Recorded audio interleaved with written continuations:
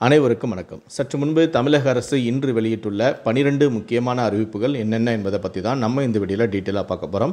So முடிந்த அளவுக்கு இந்த வீடியோவை ஸ்கிப் பண்ணாமல் முழுமையாக பாருங்கள். இந்த வீடியோக்குள்ளே போகிறதுக்கு முன்னாடி இந்த வீடியோக்கு ஒரு லைக் பட்டனை ப்ரெஸ் பண்ணிடுங்க. நீங்கள் இது வரைக்கும் அந்த சேனலை சப்ஸ்கிரைப் பண்ணாமல் இருந்தீங்கன்னா மறக்காமல் சப்ஸ்கிரைப் பண்ணிக்கோங்க. கூடவே அந்த பெல் சிம்லையும் மறக்காமல் கிளிக் பண்ணிக்கோங்க. சரி, வாங்க இப்போ நாம் வீடியோக்குள்ளே போகலாம். முதல் அறிவிப்பு: ஜூலை 12ஆம் தேதி நடைபெறவுள்ள குரூப் 4 தேர்வுக்கான ஹால் டிக்கெட் வெளியிடப்பட்டுள்ளது. தேர்வு நுழைவுச்சீட்டு TNPSC-Government.in மற்றும் TNPSC-Exam.in என்ற இணையதளங்களில் வெளியிடப்பட்டுள்ளது. இளநிலை உதவியாளர், VAO உள்ளிட்ட பணியிடங்களுக்கு ஜூலை 12ஆம் தேதி OMR முறையில் தேர்வு நடைபெறுகிறது. ஜூலை 12ஆம் தேதி காலை 9:30 முதல் 12:30 மணி வரை TNPSC குரூப் 4 தேர்வு நடைபெற உள்ளது. குரூப் 4 தேர்வு மூலம் 25 வகையான 3935 பணியிடங்களை நிரப்பப்படும் என TNPSC தகவல் தெரிவித்துள்ளது.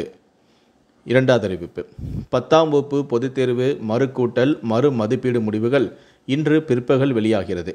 TGE.TN-Government.in என்ற இணையதளத்தில் முடிவுகளை அறிந்து கொள்ளலாம் என அறிவிக்கப்பட்டுள்ளது. பட்டியலில் இடம்பெறாத பதிவெண்களுக்கான விடைத்தாள்களில் எவ்வித மதிப்பெண்ணும் மாற்றம் இல்லை எனவும் கூறப்பட்டுள்ளது. மூன்றாவது அறிவிப்பு: நடப்பாண்டும் 1800 கோடியை விடுவிக்க ஒன்றிய அரசு மறுத்து வருகிறது என அமைச்சரான அன்பில் மகேஷ் தெரிவித்திருக்கிறார். புதிய கல்விக் கொள்கையை ஏற்றால்தான் நிதியை விடுவிப்போம் என்கிறது. ஜூலை 7ஆம் தேதி முதலமைச்சர் தலைமையிலான ஆய்வுக் கூட்டத்தில் உரிய முடிவு எடுக்கப்படும் எனவும் அமைச்சரான அன்பில் மகேஷ் தெரிவித்திருக்கிறார். நான்காவது அறிவிப்பு: கோவையில் தங்க நகை பூங்கா அமைப்பதற்கு தமிழ்நாடு அரசு டெண்டர் கோரியுள்ளது. கோவையில் 45 கோடியில் கட்டுமான பணிகளை மேற்கொள்ள சிட்கோ நிறுவனம் டெண்டர் கோரியுள்ளது.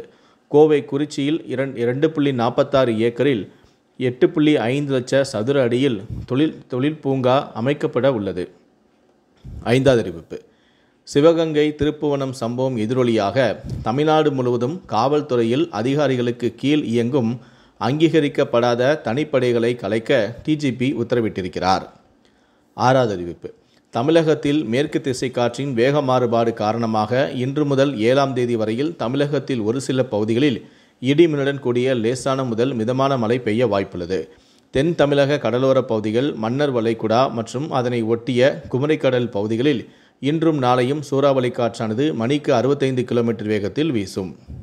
ஏழாவது அறிவிப்பு: உள்ளாட்சி அமைப்புகளில் மாற்றுத்திறனாளிகள் நியமன உறுப்பினராக இணைய இன்று முதல் வரும் 17ஆம் தேதி வரை விண்ணப்பிக்கலாம் என தமிழக அரசு தகவல் தெரிவித்துள்ளது. எட்டாவது அறிவிப்பு: ஆசிரியர்களுக்கான பொது மாறுதல் நேற்று முன்தினம் தொடங்கியதை அடுத்து 454 பேர் இடமாறுதல் உத்தரவுகளை பெற்றுள்ளனர். மேல்நிலைப் பள்ளிகளுக்கு 254 தலைமை ஆசிரியர்களும் உயர்நிலைப் பள்ளிகளுக்கு 200 தலைமை ஆசிரியர்களும் தாங்கள் விரும்பிய பள்ளிகளை தேர்வு செய்து இடமாறுதல் ஆணையை பெற்றுள்ளனர். ஒன்பதாவது அறிவிப்பு: 1853 கோடி ரூபாய் செலவில் பரமக்குறிச்சியிலிருந்து ராமநாதபுரம் இடையே 4 வழி தேசிய நெடுஞ்சாலை திட்டத்திற்கு ஒன்றிய அமைச்சரவை ஒப்புதல் அளித்துள்ளது. 10வது அறிவிப்பு: ஓலா, உபர் போன்ற நிறுவனங்கள் பீக் ஹவர்ஸ் நேரங்களில் கூடுதல் கட்டணங்களை வசூலிக்க மத்திய அரசு அனுமதி வழங்கியும் உள்ளது. 11வது அறிவிப்பு: இந்தியாவில் விற்பனை செய்யப்படும் அனைத்து புதிய இருசக்கர வாகனங்களுக்கும் 2026ஆம் ஆண்டு ஜனவரி 1ஆம் தேதி முதல் APS பிரேக்கிங் முறை கட்டாயமாக்கப்படும் என மத்திய அரசு அறிவித்துள்ளது. இது தொடர்பான அதிகாரப்பூர்வமான அறிவிப்பை சாலை போக்குவரத்து மற்றும் நெடுஞ்சாலை அமைச்சகம் விரைவில் வெளியிடவும் உள்ளது. கடைசியாக 12வது அறிவிப்பு: ஜூலை 18ஆம் தேதி தமிழ்நாடு நாள் விழாவை முன்னிட்டு 6ஆம் வகுப்பு முதல் 12ஆம் வகுப்பு வரை பயிலும் பள்ளி மாணவர்களுக்கு கட்டுரை மற்றும் பேச்சு போட்டிகள் நடைபெற உள்ளன. இந்த 12 அறிவிப்புகளை பற்றிய உங்களுடைய கருத்துக்கள் என்ன அப்படிங்கிறத கீழே இருக்கக்கூடிய கமெண்ட் செக்ஷனில் மறக்காமல் சொல்லுங்கள். முடிந்தளவுக்கு இந்த வீடியோவை மற்றவங்களுக்கும் ஷேர் பண்ணுங்கள்.